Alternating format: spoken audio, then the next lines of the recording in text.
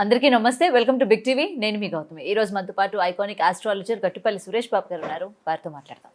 నమస్తే గురుగారు. జై శ్రీమన్నారాయణ. ఈ మధ్య కాలంలోని ప్రతి ఒక్కరికి కూడా వచ్చే ఉంటుంది. ఇన్స్టాగ్రామ్ రీల్స్ చూస్తున్నప్పుడు చాలా ఇప్పుడు అంటే దీన్ని కూడా పబ్లిసిటీ చేస్తున్నారా జనాలకి, రండిరా మేము ఇగో ఇది మేము చేస్తున్నాము మీరు రండి అంటే బట్టల గురించి చేయడం చూసాం, నగల గురించి చేయడం చూసాం. కానీ ఈ వశీకరణ ఏదైతే ఉందో, మీకు ఎవరైనా వశీకరణ చేయించుకోవాలనుకుంటున్నారు, అయిగోండి మా కాంటాక్ట్ నెంబర్స్ ఇవి, మీరు వచ్చి వశీకరణ చేయించుకోవచ్చు, మీ ఫొటోస్ అవి మాకు వాట్సాప్లో పంపిస్తే చాలు, లేదా మీరు ఎవరిని చేయాలనుకుంటున్నారో వాళ్ళకి సంబంధించినవి ఏమైనా పంపిస్తే చాలు అని చెప్పి దీని మీద జరుగుతున్న ఈ పబ్లిసిటీ ఏదైతే ఉందో, అంటే జనాలకి ఏం చెప్తూ ఉన్నారు, జనాలు ఒకవేళ దీనికి అట్రాక్ట్ అయ్యి, నాకు తెలిసి ఇప్పటికే చాలామంది కాంటాక్ట్ కూడా అయ్యే ఉంటారు, మరి జనాలని ఏ విధంగా ఇటువంటి తప్పుదోవలకు ఎందుకు పంపిస్తూ ఉన్నారు, ఎందుకు ఈ విధమైన పబ్లిసిటీ చేస్తూ ఉన్నారు, నిజంగా ఇది అంటే విరుద్ధం కాదా దేనికి కూడా, అంటే మనం చేయించుకోవచ్చా ఇట్లా పబ్లిసిటీ చేయించుకొని?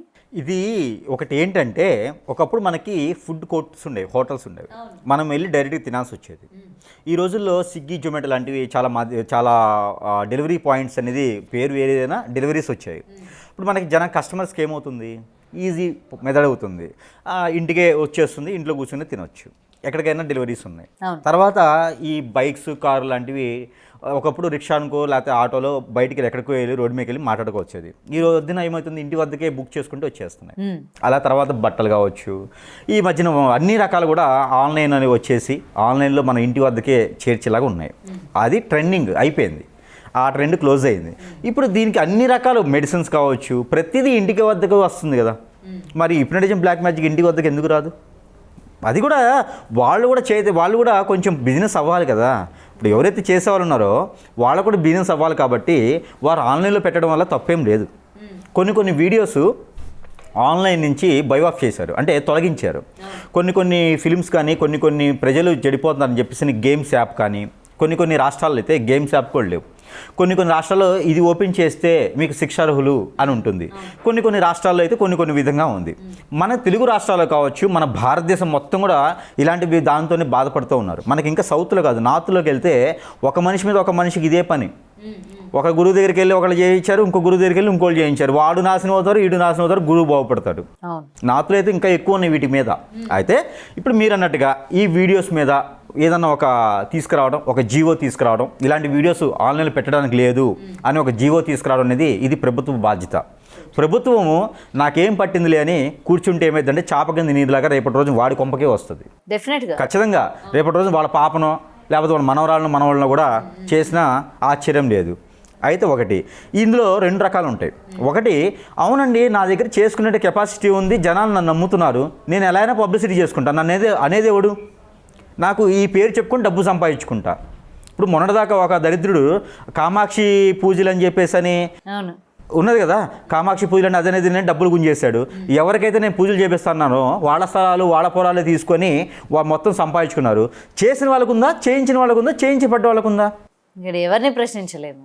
ఇక్కడ ఎవరైతే చేస్తానంటారో వాడికే డబ్బులు వస్తాయి, చేయించిన వాళ్ళకి ఉండవు, చేయించి పడిన వాళ్ళకి ఉండవు. ఎవరైతే డబ్బులు వస్తాయి, ఎక్కడైతే డబ్బులు వస్తాయి, గురువుకి వస్తాయి డబ్బులు, ఆ గురువు దగ్గరే డబ్బు ఇచ్చేస్తారు. వీళ్ళు చేసిన దరిద్రాలు ఏంటంటే, నాకు ఒకరు కావాలి, ఒకళ్ళు అయిపోవాలి అనగాను ఈ జనాల్లో మార్పు రావాలి, ఈజీగా అవ్వాలి, ఏదైనా కష్టపడితేనే అవుతుంది. ఒకప్పుడు ఒక అమ్మాయినో ఒక అబ్బాయినో లవ్ చేయాలంటే మినిమం ఎంత అవుతుందండి, ఒక సినిమాలో అయితే ఇంటర్వెల్ దాటిపోద్ది, అంతేనా? ఈ రోజుల్లో ఒక సాంగ్లో, ఒక 5 minutes సాంగ్లోనే మొత్తం స్టోరీ అయిపోతుంది. అదేవిధంగా ఒక అమ్మాయినో ఒక అబ్బాయినో ఇష్టపడాలి, ఆ ఇష్టం ప్రపోజ్ చేయాలంటే, ఆ పెళ్లి దాకా వెళ్ళాలంటే ఒక ప్రాణం మీదకి వచ్చే ప్రాణగండం అనమాట. అది ఎన్నో సంవత్సరాలు పట్టేది, అవునా? ఈ రోజుల్లో ఏమవుతుందంటే అంత ఓపిక తీరిక ఎవరికి లేదు. పొద్దున్న చూస్తే మధ్యాహ్నం కల్లా నాకు లంచ్కి వచ్చేయాలి, అలా కావాలంటే ఏదో గురువు ఆన్లైన్లో సెట్ చేస్తాడు. పేజెస్ చాలా ఉన్నాయి కదా ఈ రోజున, సెట్ చేస్తే ఆన్లైన్లోనే చేస్తూ కనిపిస్తాడు వాడు. ఈ మధ్యన మరీను చేస్తూ కనిపిస్తాడు, ఆన్లైన్లోనే చేస్తూ హిప్నటిజము, బ్లాక్ మ్యాజిక్, వశీకరణము ఇలాంటివన్నీ చేస్తానని చెప్పగానే వీడికి ఏంది ఎంత అడిగినా సరే 10,000తో పోయినాయి, ఆ రోజులు పోయినాయి. ఈ రోజుల్లో 50,000, 1,00,000 ఈ పిల్లలకు డబ్బు అలానే విచ్చలవిడిగా వచ్చేస్తుంది, ఏదో చేసి సంపాదిస్తున్నారు. పేరెంట్స్ కూడా అలానే వారికి ఆప్షన్స్ ఇస్తూ ఉన్నారు.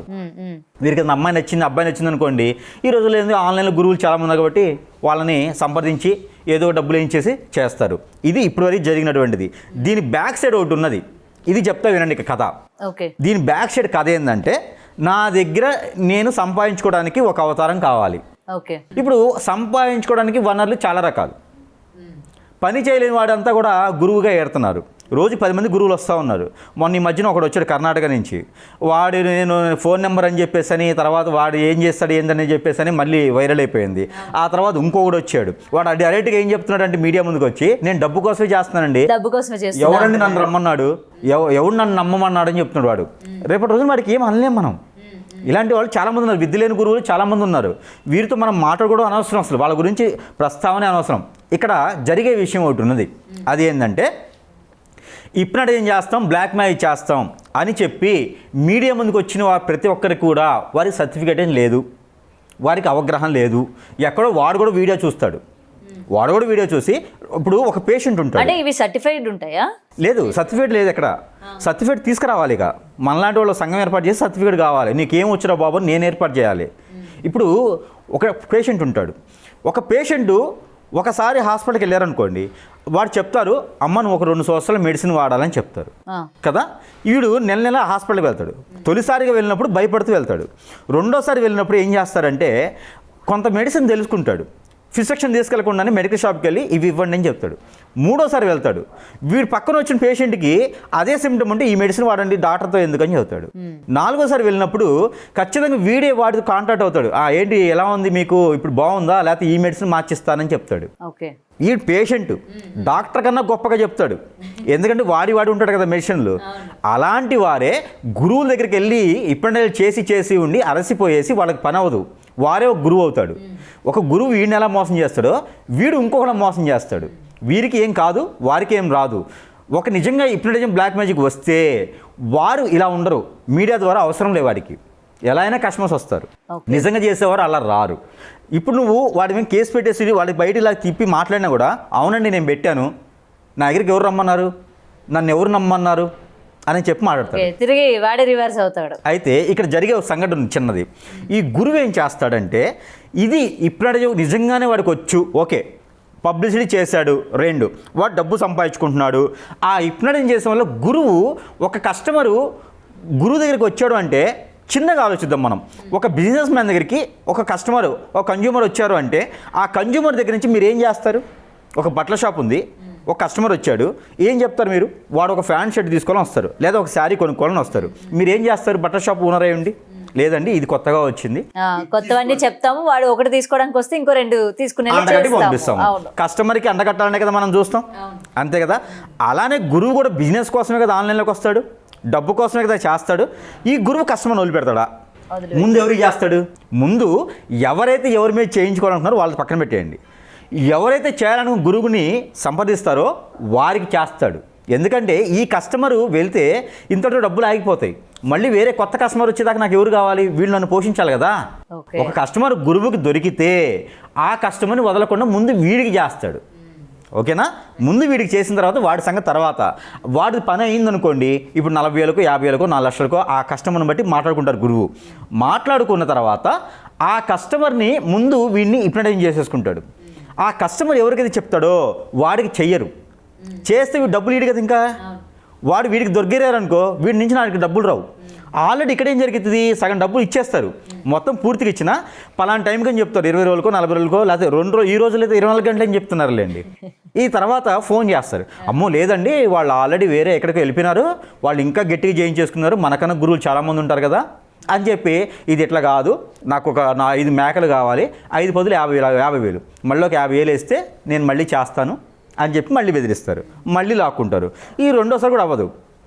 మూడోసారి ఏంది, లేదు నాకే ప్రాణహాని వస్తుంది, లేదు నీ మీద నేను కేసు పెట్టేస్తాను, నీ వీడియోస్ అన్ని నీ ఫొటోస్ అన్ని నేను బయలు చేస్తాను, నీ ఇష్టం ఏమనుకున్నావు 4 లక్షలు పంపి అంటారు. 4వసారికి వీడు ఫోన్ తీయడు, వీడు ఎక్కడుంటాడో తెలియదు కదా, వీడికి ఒక అడ్రస్ ఉండదు, వీడు ఫోన్ తీయడు. ఇప్పుడు ఒక 2 లక్షలు 3 లక్షలు వచ్చేసి ఒక కస్టమర్ దగ్గర నుంచి ఇంకొకటితో నా సంబంధం ఏంటి, వాడు ఫోన్ తీయాల్సిన పని ఏంటి, పక్కకి వెళ్ళిపోతాడు. వాడేం చేస్తాడు, ఆల్రెడీ 4 లక్షలు ఇచ్చినట్టున్నాడు కదా, ఒకటైతే గురువు అవుతాడు, రెండోది ఇంకా గురువు దగ్గరికి వెళ్తాడు. కస్టమరు అయితే గురువు అయ్యేసి ఇంకో 10 మంది నాశనం చేస్తాడు డబ్బులు తీసుకొని, లేదా గురువు అవుతాడు. గురువుకి ఏమి రాదు, ఇప్పుడు ఈ కస్టమర్కి ఏమి రాదు. ఇదే గురువుల రీత్యా ఇదే ఆన్లైన్లో వచ్చే ప్రతి ఒక్కరు కూడా మ్యాక్సిమం 99% కూడా వీళ్ళే ఉన్నారు. ఛాలెంజ్ చేసి చెప్తున్నా, ఈ ఆన్లైన్లో పెట్టి నెంబర్లు ఇచ్చి హిప్నటైజేషన్ గంట లోపు నేను అమ్మాయిని తీసుకొచ్చి నీ ఒళ్ళో పెడతాను, అబ్బాయిని తీసుకొచ్చి నీ వసం చేస్తాను, నేను ఈ లోక కళ్యాణార్థం కోసం చేస్తాను, మీకు ఖచ్చితంగా పని అయ్యిద్దన్నటువంటి ప్రతి ఒక్క గురువుకి నేను ఛాలెంజ్ చేసి చెప్తున్నా, ఎదురుగా వచ్చి నా చేతి చూపిమనండి. ఒక్క హిప్నటైజేషన్ చేసి ఎవరినైనా తీసుకొచ్చి చూపిమనండి. అలా చేసేవాళ్ళు లేరు. ప్రజలే పోతారు, మరి ప్రజలే మోసపోతారండి. ప్రజలు దేవుళ్ళు కాబట్టి, ప్రజలు మంచోళ్ళు కాబట్టి ఇలాంటి వాళ్ళకి మోసం చేస్తారు, మోసపోతూ ఉంటారు. మరొకటి ఏంటంటే ప్రజలు మోసపోవడానికి గల కారణాలు ఉన్నాయి.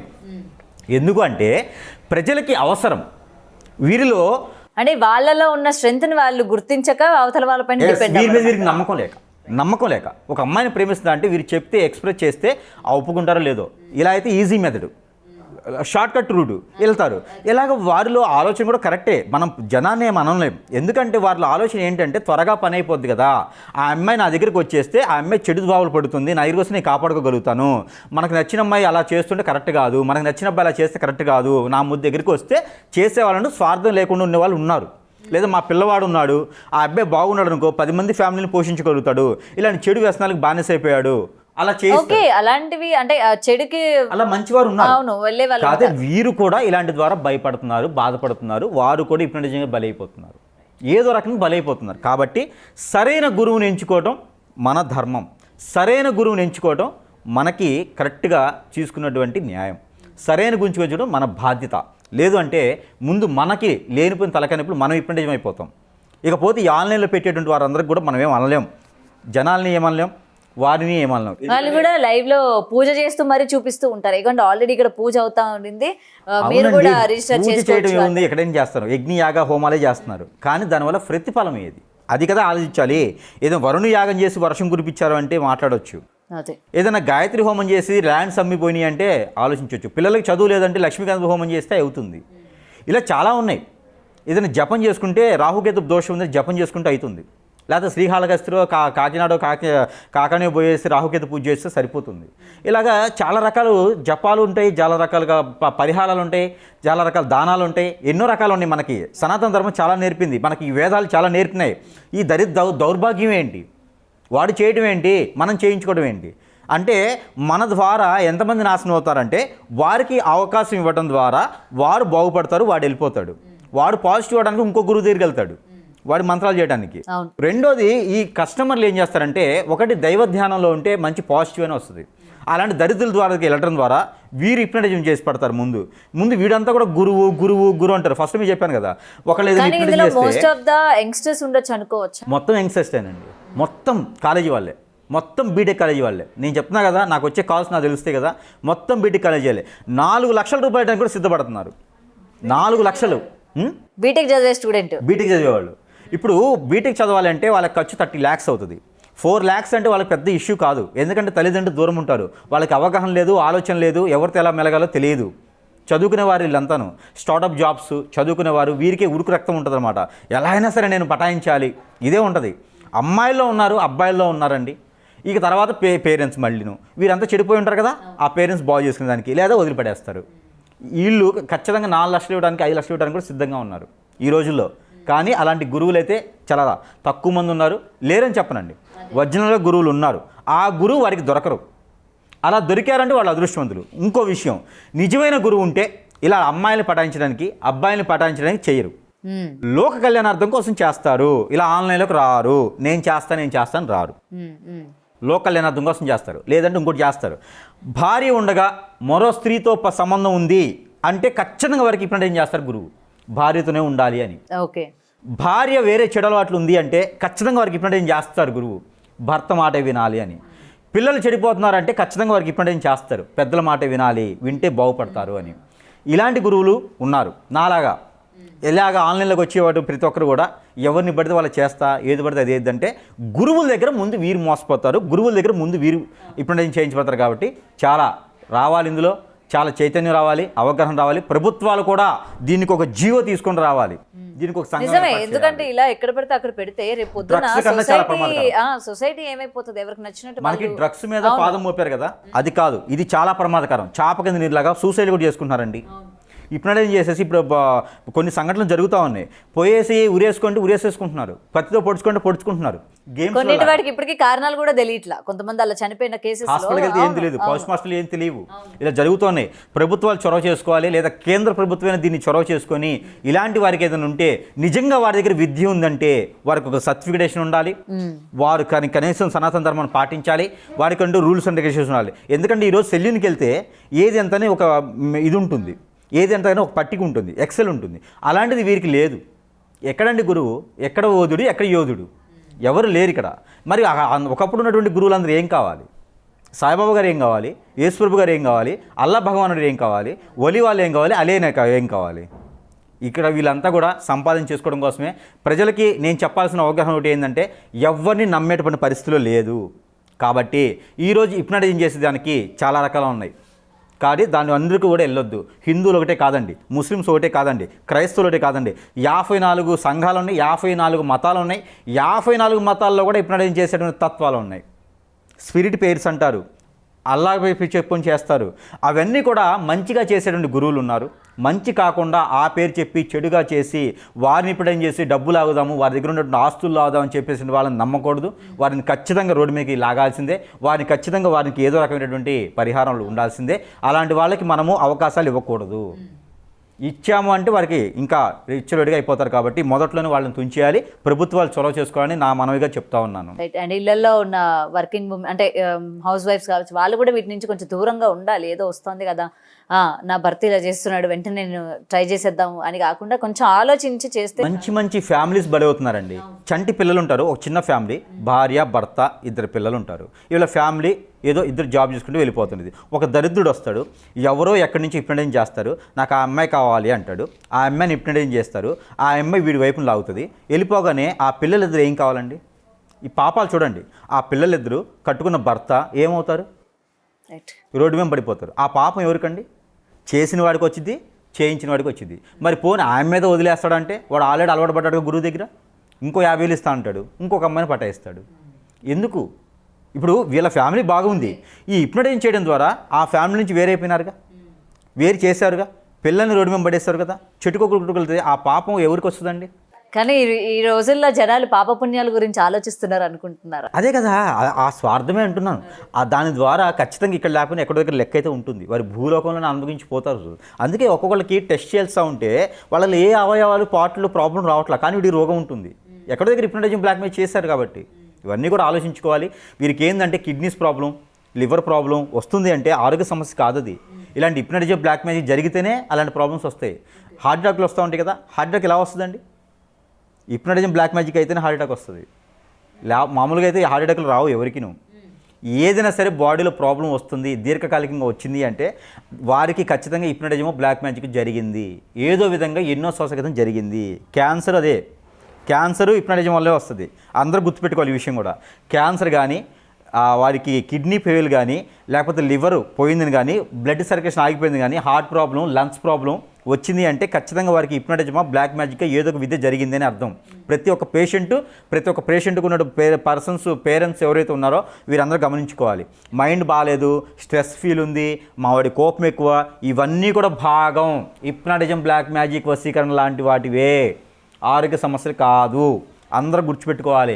హాస్పిటల్కి కాదు వెళ్ళాల్సింది, ఫస్ట్ గురువు దగ్గర సంతరించిన తర్వాత హాస్పిటల్కి వెళ్ళాలి.